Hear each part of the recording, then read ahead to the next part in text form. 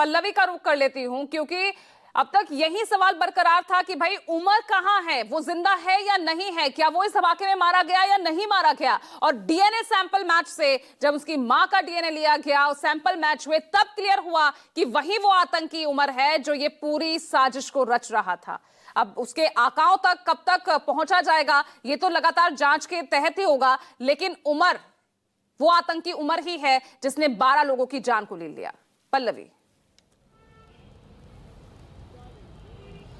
बिल्कुल, देखिए कल बुधवार को ही जो एम्स का फोरेंसिक डिपार्टमेंट है उसको डीएनए सैंपल्स रिसीव किए हैं और उसके बाद से लगातार जो फोरेंसिक साइंस की जो प्रक्रिया होती है उसको अपनाया जा रहा है। फोरेंसिक साइंस जो डिपार्टमेंट है एम्स का, आपको मैं थोड़ा सा ब्रीफ दे देती हूँ कि वो वही डिपार्टमेंट है जिसने बड़ी बड़ी घटनाओं में जो है डिटेल्स निकाले हैं, जिसमें कि सुनंदा पुष्कर का केस था, आरुषि हत्याकांड या फिर सुशांत राजपूत का केस था। उसमें फोरेंसिक मेडिसिन ने बहुत ही अहम सबूत जो है इकट्ठा किए थे। और चूंकि अब कल यहाँ पर सैंपल आ चुका है, उसके बाद से डीएनए प्रोफाइलिंग की जा रही है। डीएनए प्रोफाइलिंग ये होती है कि किसी की भी बॉडी के पार्ट से हेयर, स्किन और ब्लड लिया जाता है, और जैसे कि उसकी माँ और उसके भाई के सैंपल्स लिए गए हैं, उसके बाद दोनों को कोलैबोरेट किया जाएगा और उसके बाद जो होता है उस टेक्निक को कहते हैं पीसीआर, यानी कि पॉलीमरेज चेन रिएक्शन, और उसके बाद एसटीआर बनता है, यानी रिपीटेटिव डीएनए